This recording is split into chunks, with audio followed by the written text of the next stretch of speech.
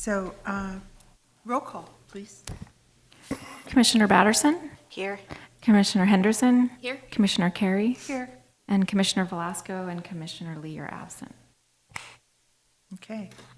And we have the minutes from January 14th. Did everybody have a chance to go through them? I did. I didn't see anything. Did you? Nope. I'll move to approve. I'll second it. All those in favor? Aye. Okay, excellent. Public comment. Nothing. I feel like Pee Wee Herman looking for me. Okay. Appoint new commission chair and vice chair. First off, commissioners, so this is the time of year when we do our appointments and changing of the chair and those kinds of things. Since there were no elections in November, everybody stays. So it's just a matter of rotating the chairs and vice chair positions. So based on our practice, which has been that basically it's a seniority-based rotation, Commissioner Batterson would move to the chair and Commissioner Lee would move to vice chair. Did we advise Commissioner Lee about that? I don't know that he knows. Hope you did. I hope we did too. Otherwise, he'll know when he gets the Yes. minutes. So, but that's usually the rotation, and then we usually have the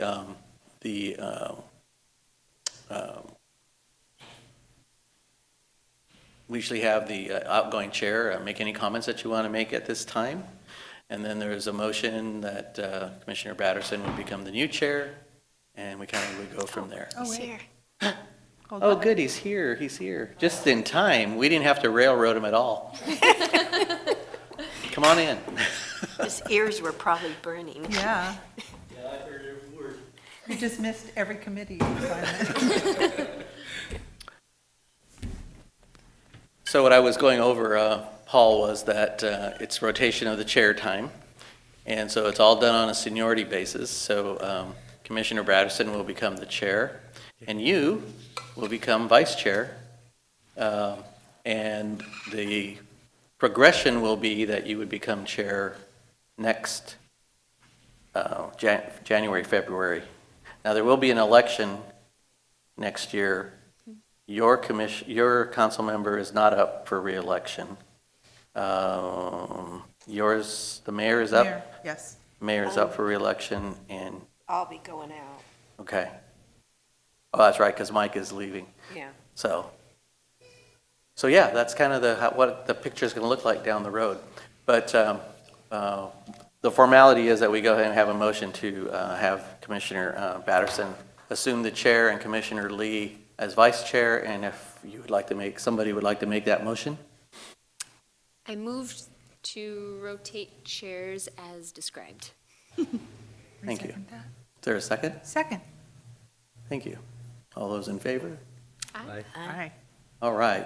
So, yeah, but again, Commissioner Carey gets a chance to make her exiting statement if she'd like to say something. I actually do have something to say, but I would like to do it after the Sure. meeting just for a minute or two. Sure. Okay. Great. All right. So we'll switch chairs and little name tags and stuff, and then we'll be good. Do you want to see? I'll just sit over there. I don't care. Do you want to scoot over there? You want to sit in Gloria's?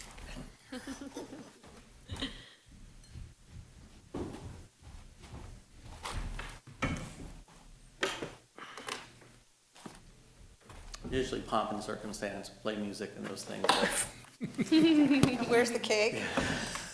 refreshments and things. Okay. Well, we move on to the commission committee appointments.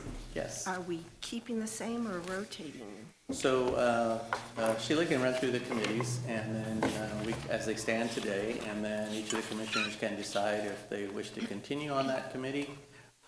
And actually, it's your discretion as the chair because you get to appoint them.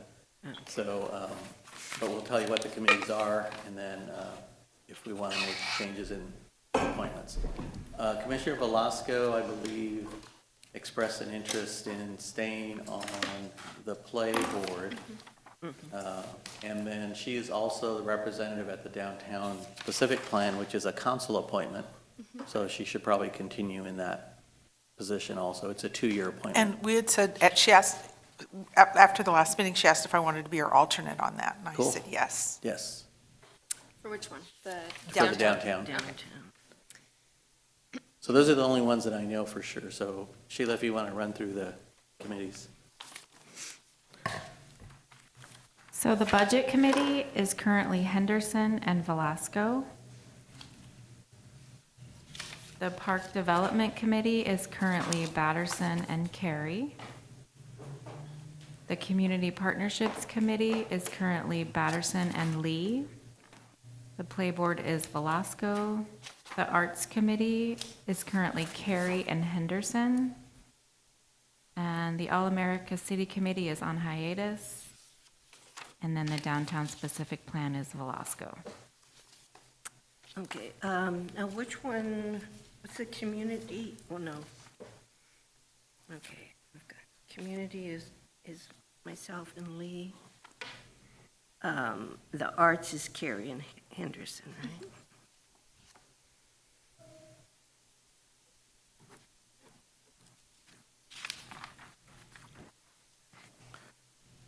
Okay, would anybody like to change to a different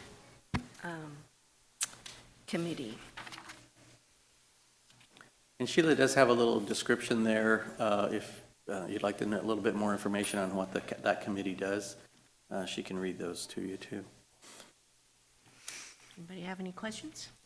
I'm happy to stay on the committees that I'm currently on if it pleases the other commissioners. I'm fine with what I'm on. I'm actually the same. Okay. Can we have like a month to review the committees and Yeah. You want to look them over Yeah. first? Okay. Because right now. do you I'm know on which the ones you're community partnership. Yes, and That's it. is that the only one? Oh, okay. Yeah, I think when those committees were appointed, Commissioner Lee wasn't able to make the meeting, Right. so, Exactly, so Yes. that's why I was kind of asking Yes. if you Yeah. wanted to, you know. so we can, did it go out in the packet, Sheila, the descriptions for each of the Yes. committees? Yes. Okay, so, yeah, if you want to look them over, then Okay. we can do it at the next meeting, that's not a problem. All right. So, it doesn't look like we have any new business. Old business is commissioning priorities and leisure needs assessments, which is page 13 of the packet. Yes, so we went ahead and, based on the exercise we went through at the last meeting, we kind of took all of them and cleaned it up for you, so you'll see kind of where things are. And you have the leisure needs assessment being the 1 through 5 recommendations, and then the commission recommendations, how they mix, or how priorities rather, how they mix into the to the leisure needs assessment. So this is really just presented for your review and comment. Friday is the city council's goal setting. I would like to bring these to that meeting and let them know where the commission's coming from. So it would be nice to get a motion and any discussion you might want to have that you want me to take to that meeting on Friday. And certainly it's a public meeting, so if any of you want to drop in, What time it's is at the Santa Maria Inn. The citywide goals session starts probably around 1 o'clock, 12:30, and it'll be in one of the basement conference rooms there at Santa Maria Inn. And it is a public meeting, so anybody's welcome. And that's Friday? Friday, yes. Valentine's Day. Yes, Valentine's Day. How'd that work out? Yeah. They expect to be wrapped up pretty quickly. The council will get there in the morning and do their morning self-session with them and city management. And then the department directors will come in at about 11:30 for a lunch, and then they'll move into goal setting right after that lunch. So I'm figuring about 12:30-ish, somewhere around there. Okay, so we need a motion to adopt the commission priorities and leisure needs. Is it adopt is the correct word? Okay, assessment recommendations. So, If that's your When he- motion, I'll second that. Yes. okay. All those in favor? Aye. Aye. Aye. Motion passes. Is there any other discussion that you want to give to Alex to take to the, I think we've discussed it. okay. Okay, so we'll take from the minutes the discussion points that we have from the last meeting, and then also from the packet that was put together by the consultant that'll give us Perfect. anchor points and things. I'm not really sure what the actual discussion format will go. What happened the last couple of times is that, very similar to what you all did, the council will make suggestions for goals, and then each of the council members will be given the dots, and then they'll go to the however many they ended up with, and then prioritize them based on voting with the dots.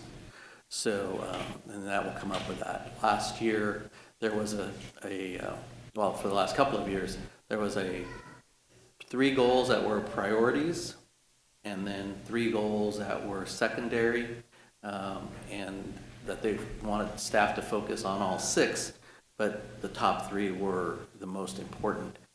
And as I remember, it was employment, good employment. It was the South Broadway corridor, maintaining the South Broadway corridor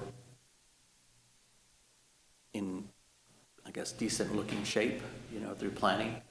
And then the other one was, I'm sorry, I don't remember the other one.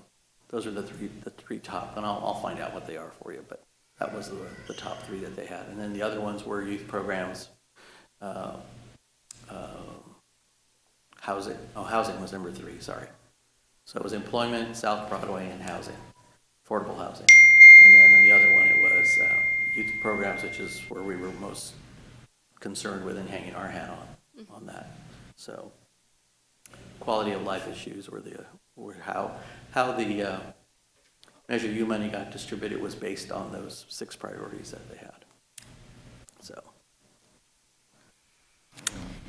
Okay, All right, moving thank on, you. we have the mission statement for the commission. Basically, we do need to vote on it.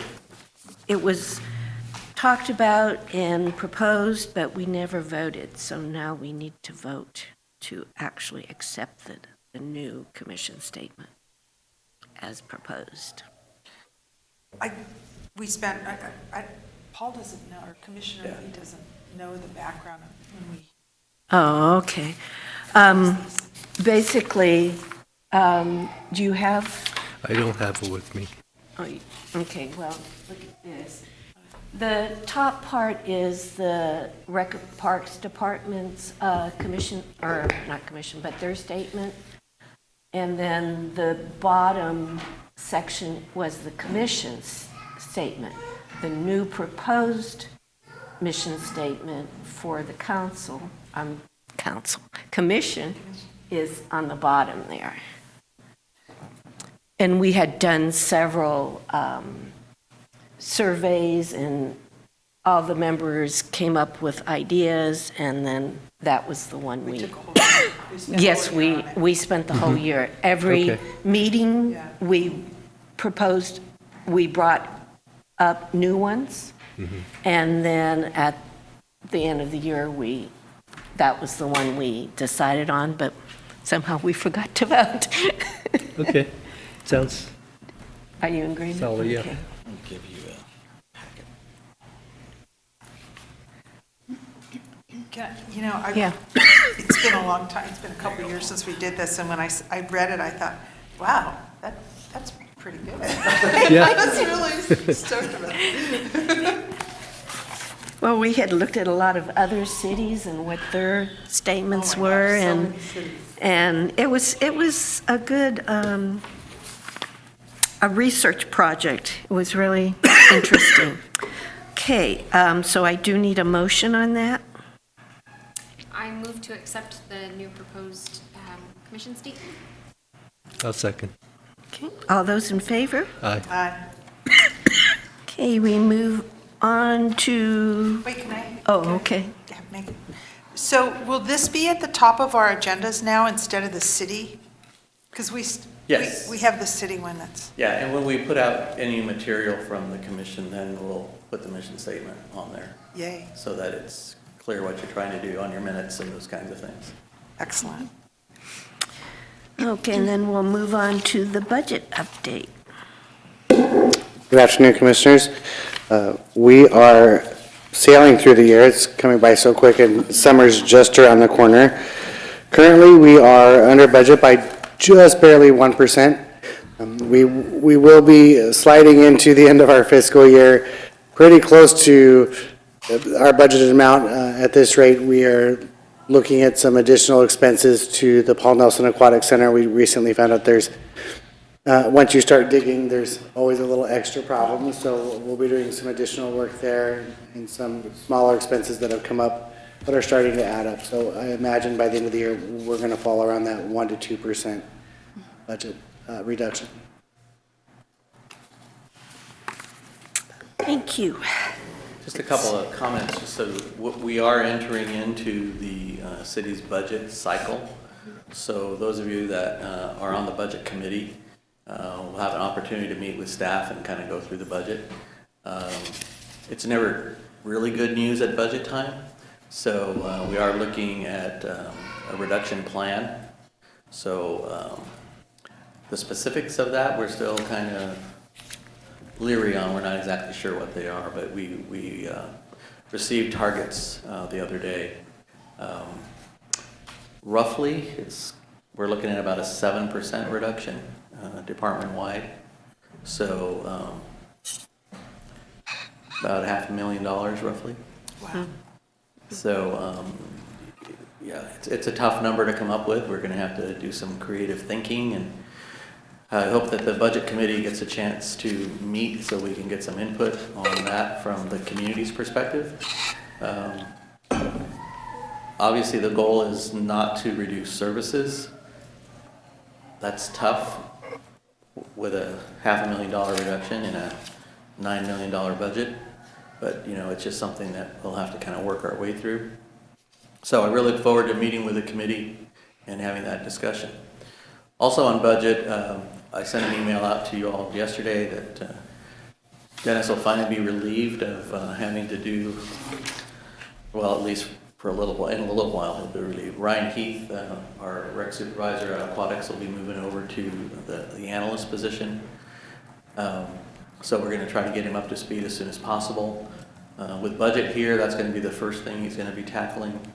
And his skill set over at the pool will also be something that is a little challenging to fill right off the bat. So we are looking at a plan to kind of do some cross-training, still having him available as a resource and trying to find somebody to fill the void over there on an interim basis and picking up some training along the way. And then we'll probably be looking at hiring that position later in the summer, depending on how the numbers go. You know, that's really unfortunately, that's the bottom line. They always want us to take a look at open and vacant positions whenever we can. That's a critical position in the organization. So, I mean, there's just not somebody we could just step in and take it over. So, we're working on it. Yeah. Thank you. Yes. Next question. Since we're on the topic of positions and changes in the department, there've been so many changes and shifts and things.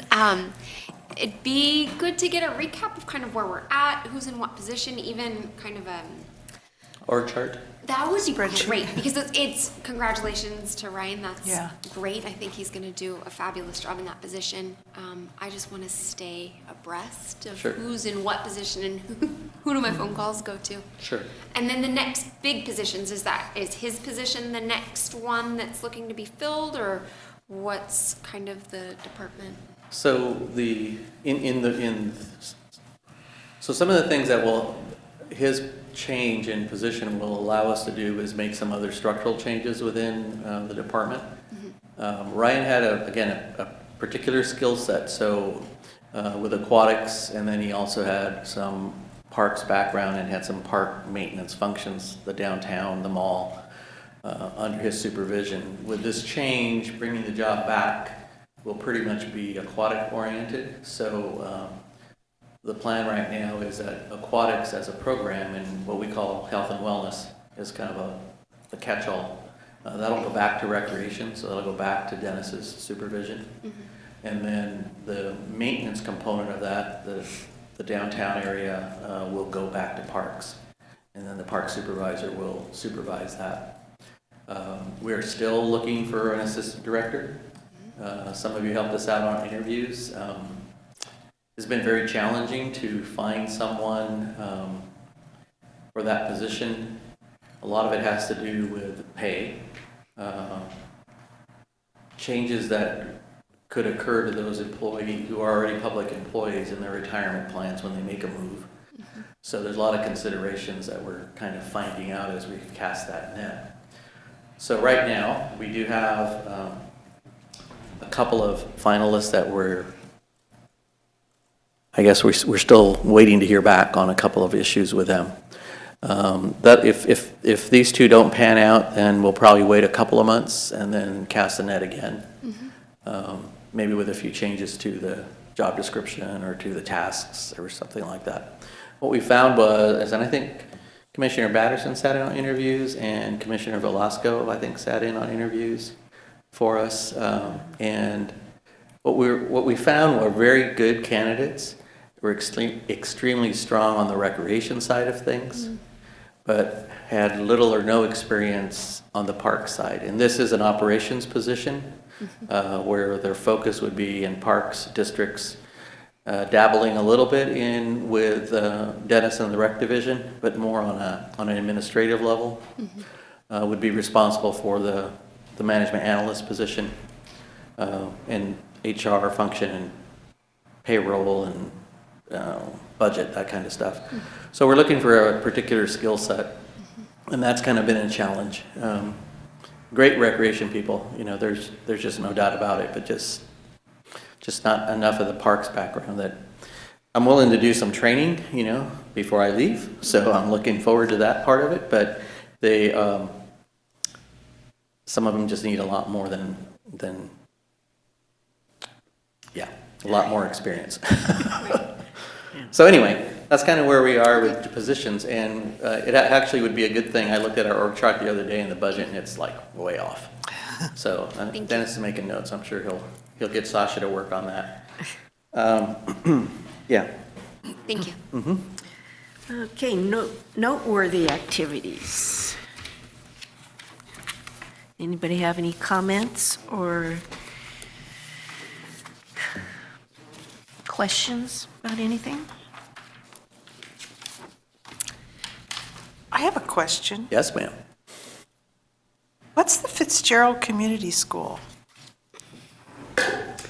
The Fitzgerald Community School is an alternative school here in Santa Maria. So we have our staff from the Mayor's Task Force on Youth Safety provide recreation activities there once a week, almost as a reward or a benefit for those kids to work with these staff. These staff also can provide resources to outside agencies should those teens need it. These are the teens that tend to be at higher risk. So it's been a great program. We're going on only 4 or 5 months. Oh, A lot of great activities. Today was not so great. They actually ended up leaving early. So we have good days and bad days at school. But by far has been a really great program. The staff have loved having our staff there who specialize in recreational activities, and we get to take a lot of great equipment out that that school doesn't have. And the teens all seem to be really, really enjoying it. We also offer music lessons during that time as well. So Joe, our resident music instructor, takes ukuleles out there and works with 3 or 4 at a time. So we provide them a lot of choices and opportunities to participate in. It's very successful so far. Thank you. Where is it specifically? I get a little confused on the direction. It's off of Blosser, County Office of Ed. So do you know where Q and Cushion is? Where what? Oh, Q yes, and I Cushion? do, actually. I'm sure.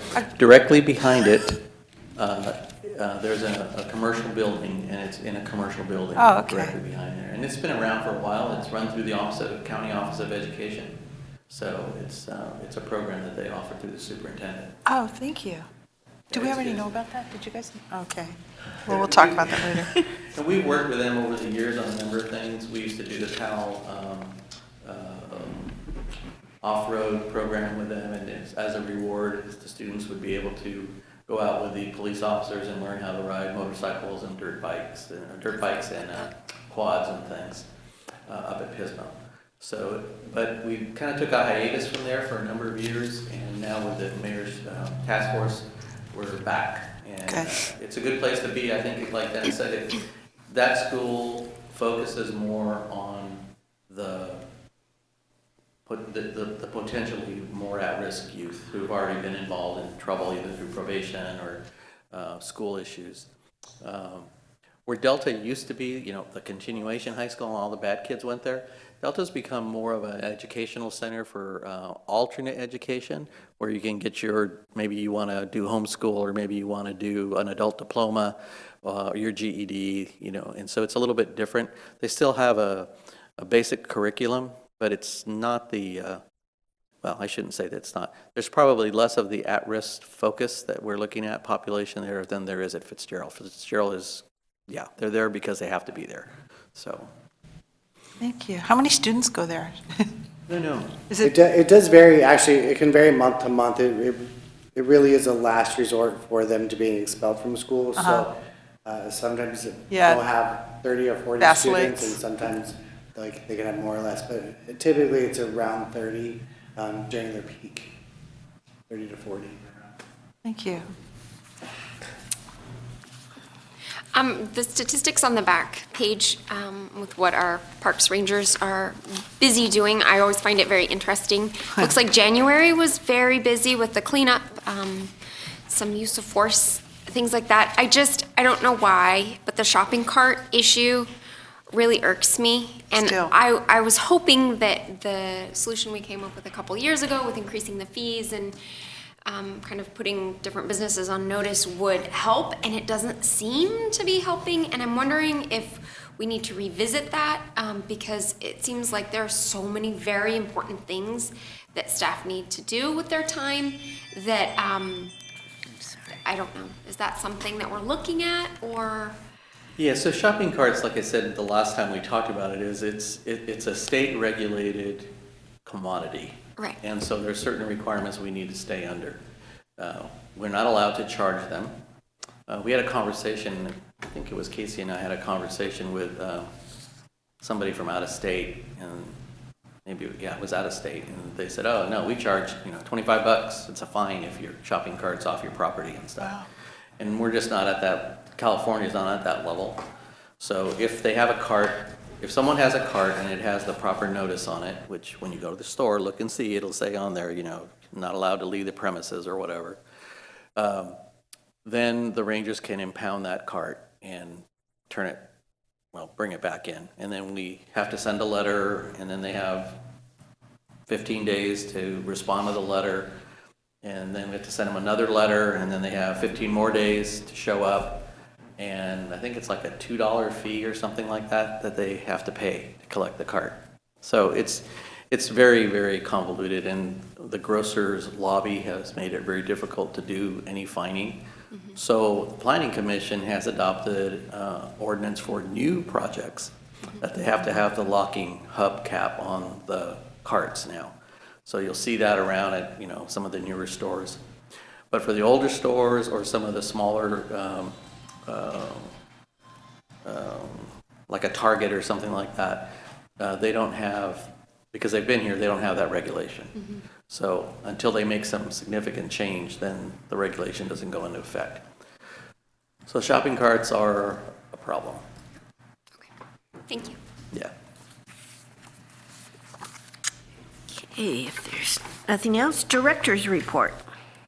So I don't really have a whole lot today. We did hand out a few things. We sent, I think we gave you a copy of a letter to city manager.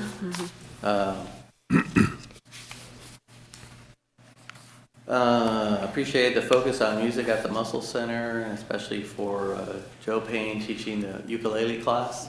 So, you know, it's so, you know, there's been a ukulele club down in Orchid for probably the last 10 years, but all of a sudden it's now popular more, so it's great.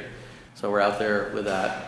We also include a little packet on fields, and the, just kind of talks about maintenance and, you know, the impacts of field use.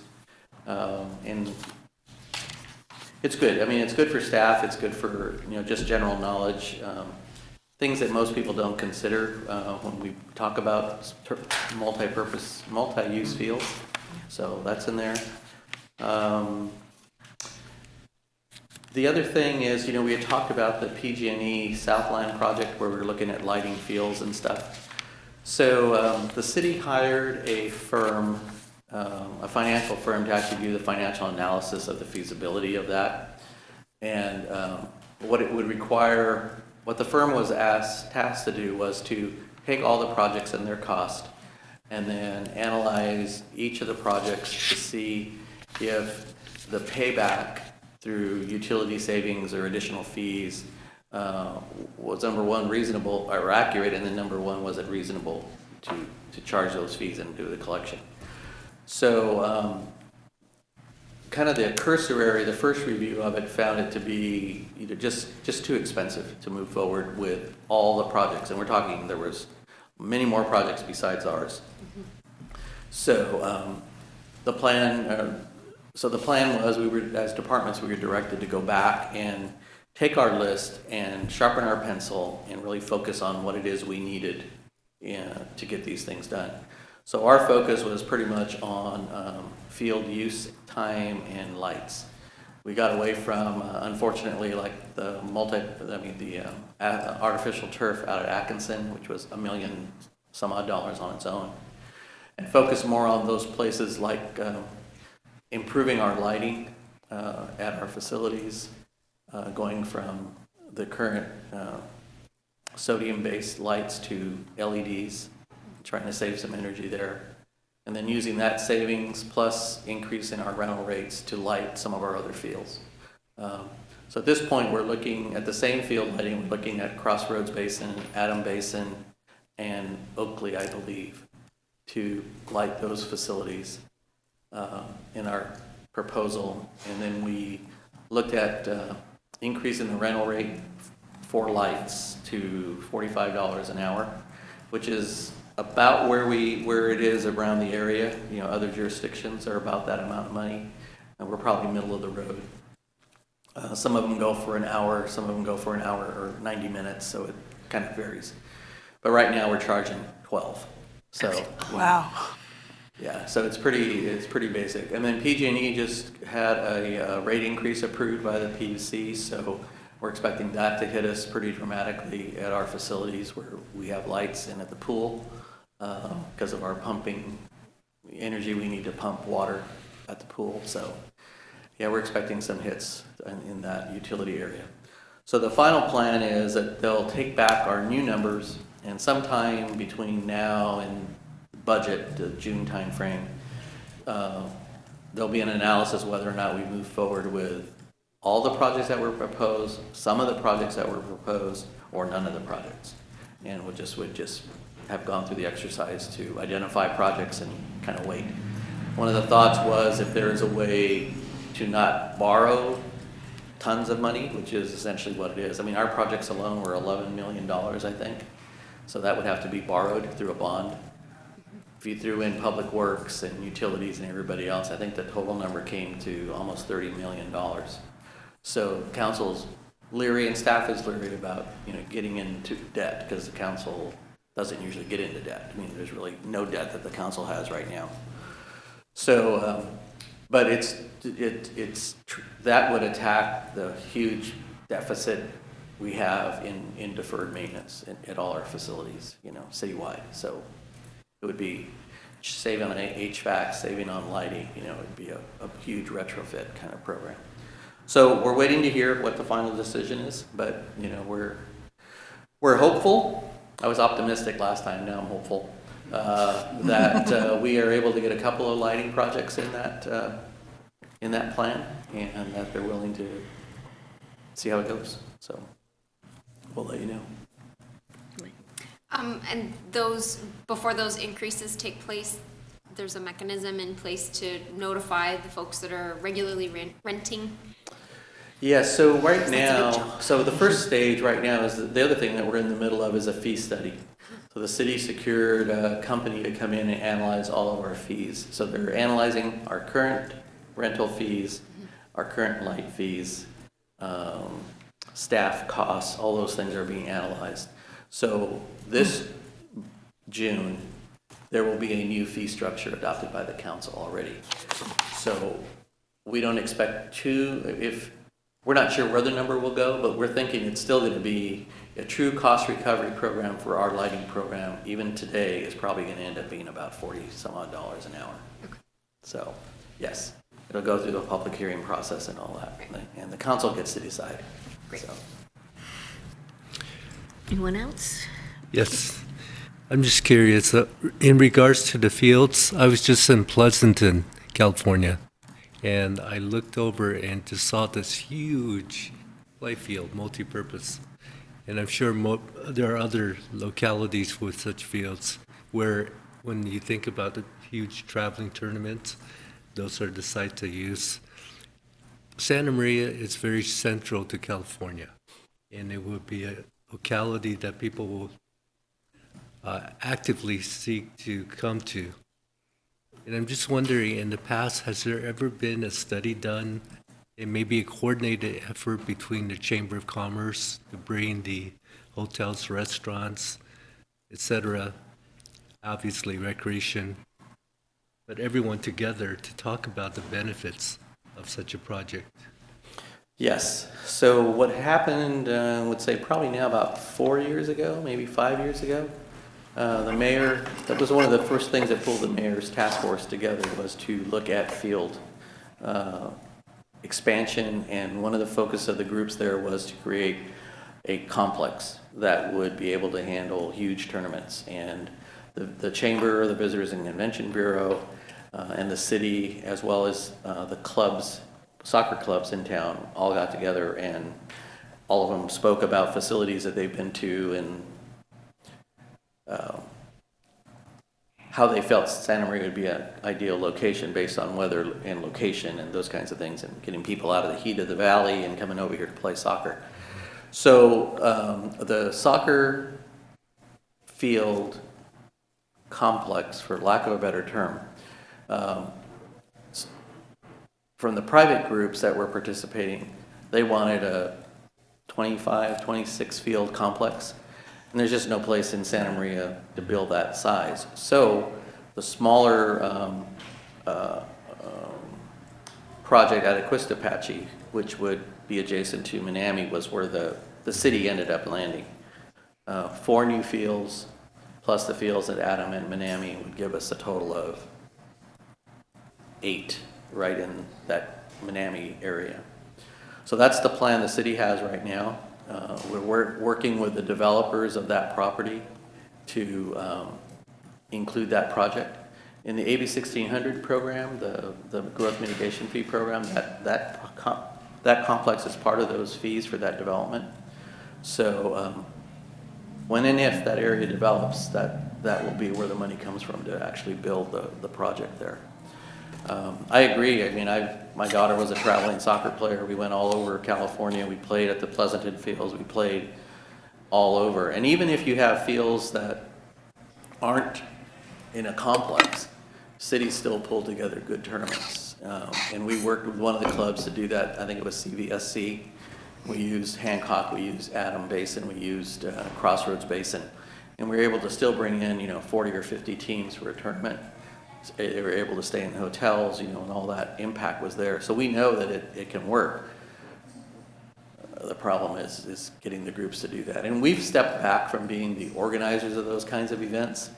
We've kind of left it to the clubs, the soccer clubs, or to do those activities on their own. And we just try to provide the facilities or partner with the college or something so that they can get easier access to the facilities. But again, it gets back to the availability of field space. Anytime you have a tournament. Has the chamber taken any leadership in that direction? Leadership, a little bit. Yeah, we work with the Visitor and Convention Bureau real closely to really just assess our fields compared to a lot of the locales that they visit. They've also done a lot of advertising for Hagerman Sports Complex and have been a partner at the table in the discussion. And if there's an event that comes to town, like the CVSC tournament, those organizations can apply to the chamber for advertising money, and they give them advertising money that they can use. The idea is that you take that advertising money and put it outside of this region to try to bring in people from the other areas. And that's been successful for some of those tournaments. But the other thing we're finding is a lot of the groups don't want to organize tournaments. I mean, I can't remember the last big tournament that a private club was organizing. And there's money to be made for them too, because we try to keep our fees low and use the TOT as a justification for our involvement. But they're just not out there organizing tournaments. It's kind of odd. I spoke to a lady out of Nipomo who had a team locally that had Nipomo and San Luis and Santa Maria youth. And they disbanded, and now her son plays in Santa Barbara. Wow. There's just you just kind of go wherever, and parents will make that hour drive 2 or 3 days a week, take their kid to practice. Well, 2-hour drive, you have to come home. But yeah, it's a strange lot. Rugby, there was a big rugby tournament this weekend at Rotary Park. And, and then I went to lunch at Wendy's. The place was packed with rugby people. Rio Grande and Slow, you saw all their little logos on their shirts. So, yeah, it's... Because of our large amount of artificial grass fields, we brought all those sports in. Oh, yeah. Santa Barbara, UC Santa Barbara was one of our favorite places to go, so, yep. Okay, official business conducted by a member. Anything? No? Me either. Oh, wow. I know, huh? Okay, me It neither. was quiet. It was a quiet yeah. month. And community interest items? Do you want to touch base on Buena Vista Park, just because they were here last month talking about the The Buena needs? Vista beautifiers. Buena Vista. Thank you. Buena Vista, yes. Yeah, so we are in process of relocating the seats that were previously at the library and moving those over to Roy. And I talked yesterday at a meeting. He's going to be getting on that real soon to identify those locations and then just get them bolted down. We're also looking, one of the issues was to separate the seating from the trash area, so that's also going to be handled at the same time. We'll look at possibly a shade sale. I haven't been out there in a while, to be honest with you, so I want to look and see if that's feasible to do and how we could go about doing that. The shade sail structure that they were interested in covering some of that seated area really should have been built into the design of the concrete. So if it's possible, we will look at it and see what the cost is. And they've offered some funding assistance. I think they have about $1,000 or so. A little over, yeah. So we'll work with them on getting that last amenity. And then I also have to chat with them, and I know that you go to the meetings.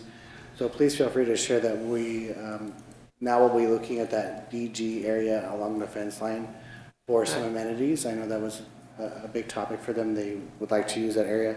Alex explained to me before, and I wasn't aware of this, that a lot of that area we wanted to be careful with because of the eucalyptus trees that were there, and they're all gone now, right? Were? So to get it all cleaned up, and now it's a safe place for recreational use. So We are happy to work with them. While I have your ear, just a quick update on the pool. It's going really well. There's some issues with the drainage that looks like either we expand now or we expand in 5 years and have to do a lot more work. So why they have the pool down to the studs, so to speak, they'll be opening up the sump pit a little larger to meet criteria that we just know is coming down the road. So it was a little unforeseen, but it could have been a lot worse. So we're happy with that. And then at Russell Park, our update with Russell Park through the Community Development Block Grant funding, we are right at one fix on the plans, and it was actually a water fountain. We're required to have a high and low water fountain, and the designer only put a low fountain, and so I should actually have those new plans in my Dropbox account today, and we'll get those off. So we should, I'm not going to say we should see construction. I will tell you that we are still moving forward with this project and have hired a project manager to help expedite the process. And we're learning with the Paul Nelson Pool that it is working to have a project manager to handle those situations. So it's been good. Thank you. Okay. I know that Rebecca wants to talk, but you wanted to talk after we close the meeting? Yeah. Off mic? Yeah, Okay, so the last thing coming up is the conference coming up. Yeah. So Commissioner Batterson and Commissioner Carey, right, are going? Yeah. So we do have a playground featured there that will be used, we think, 99% sure that it's going to replace the playground at Bob Orrock Park. That playground is pretty old, so it's time to update it. So we're looking at that. And yeah, so it should be lots of fun to see our Santa Maria piece. Usually they put our name on it and stuff, so, Oh, wow. yeah. We'll take pictures. And I do have and I didn't know if Commissioner Carey needed them, I do have I can get extra passes for the show, the trade show. I did get one for Jim Batterson. If, you have anybody else coming, we can get an extra pass. No. Just you? Okay, well, Just your me. badge will get you in there then, so not a problem. Okay, thanks. Thank you. Okay, I'll go ahead and close the meeting. And the next meeting will be April 14th. Nothing in March? Nope. Nope. That's the conference. Oh, So we'll give you a Tuesday off. right, And we'll send photos. right, good.